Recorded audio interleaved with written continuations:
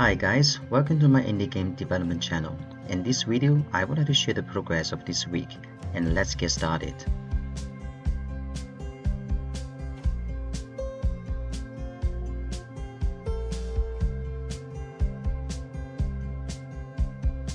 Hello everyone, this is Lee. Welcome to my devlog number 31.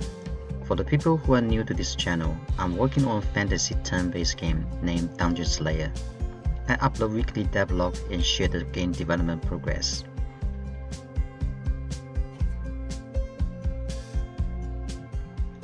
In the last video, I added destructible tower to the game. If you haven't checked the video, you can find the link from the right corner. It is always fun to see some destructible facility in the game. I also received some comments and feedback. Thank you so much for taking the time to leave the comments. One of the suggestions from Devlog is that it is better to add some damage effect to the tower when it is under attack. I really like this idea, so I decided to add it into the game. Please stick to the end of this video. I will show you how I implement this. And this week, I'm working on adding some new enemies to the game. The reason is that I don't want the player to fight with the same enemy over and over again. So I decided to introduce some new enemies when the player explores the dungeon. So far, most of the enemies in the game can only fight on the floor. I think it would be interesting to see some enemies from the higher place. Then I think of some archer units in the other games. Normally these archers can stand on the higher place and attack the enemies from a long distance, just like this. It may be interesting. I can put some skeleton archer into the game. The first step is to set up the model and make it fit to the scene. At the moment, I would like the skeleton enemy stays on the top of the tower and shoot the arrow to the player. Once it's set up, I need to make sure the crossbow and animation is set up properly.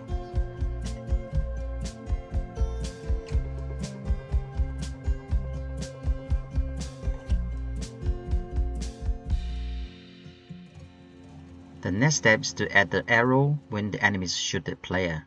As I have implemented some similar logic for the tower before, it is not that difficult to make the changes. Now we can see the result. We can tell something is not right here, as the archer's facing position looks a bit weird.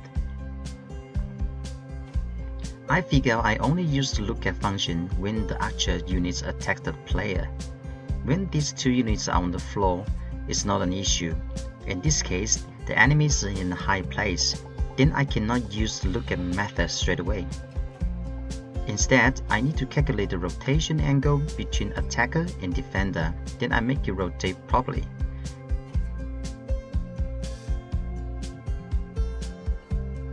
That's how it looks like.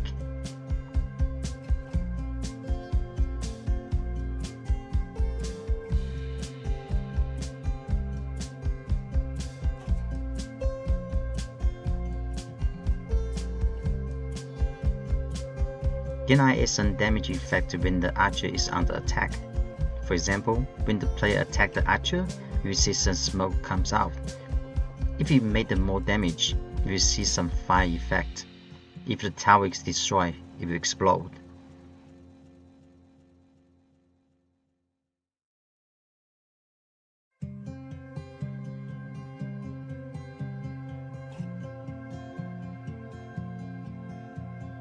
Yes, that's how I add some damage effect for the tower in previous video as well.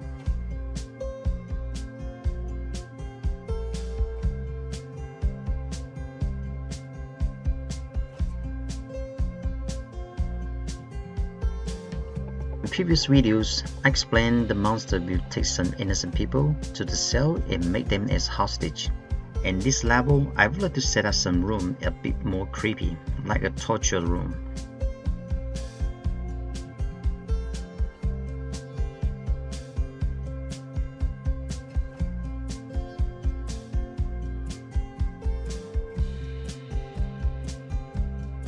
Then I need to set out the new level. Please know that more details will be added when it comes to the polishing stage. You may notice the environment is a bit different from the ones I set up before.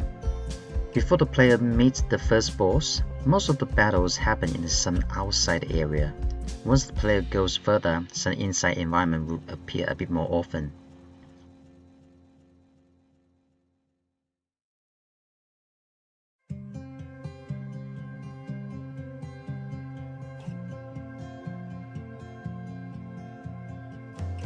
I still got some time this week, so I decided to add another new enemies. I think the advantage to work as an indie game developer is that we can put our thoughts into the game without any limitation. The downside is sometimes it could be challenging to come out with some new ideas. I like to add some more explosion units into the game. So far we have the explosion barrel. It's good, but how about something is moving but can be exploded as well? Then I recall a game named Serious Sam. It is a shooting game. If you have played this game before, I believe you won't forget this sound. When these enemies run fast towards me, it really creeped me out.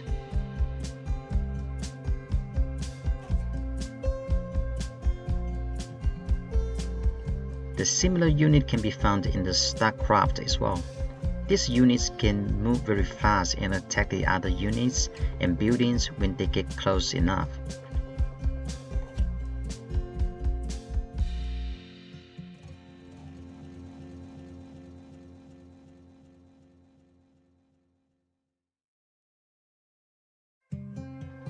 I made out these enemies using Skeleton Soldier and Barrel. By adding the fuse effect, it is easy to tell it can be exploded. I also add some physics effect when the barrel exploded. You can check the link on the right corner about how I aim improve the gameplay by adding physics. Now the player can come out some strategy like when to attack this enemy, as it can make area damage to all the units around it. I don't want to spoil it too much, but it won't be difficult to figure it out.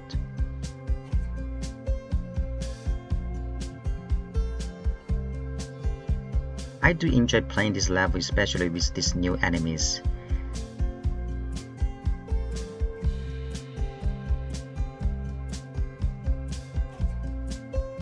Some people ask me if they can play the demo. The answer is yes. The demo can be found from the link in the description.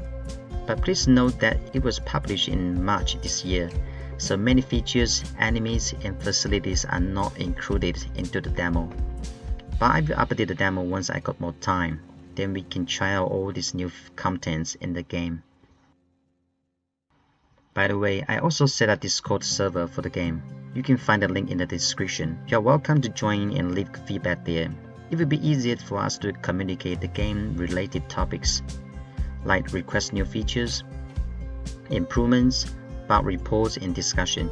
If you're an indie game developer, feel free to publish your progress and Devlog there as well. Now I would like to pick one question to discuss. The question is from Games In-House. At this stage, I don't want to set up any limitation of features I'm going to put into the game. As long as I believe it could be fun and also match the games and storyline, I will put into it and see how it goes. If it really fits into the game, I will keep it. Otherwise, I will just remove it or change it later. I personally don't believe a good game need to be very complicated. So question this week: would you like to see more features or less features into this game? Please leave your comments below and let me know your thoughts. Again, thanks for watching. Hope you enjoyed this video. If you'd like to see more devlog from this channel, make sure you click the subscribe button and don't forget to turn on the bell. Then you will see the notification when I post a new video. Thanks so much for watching. I will see you next time.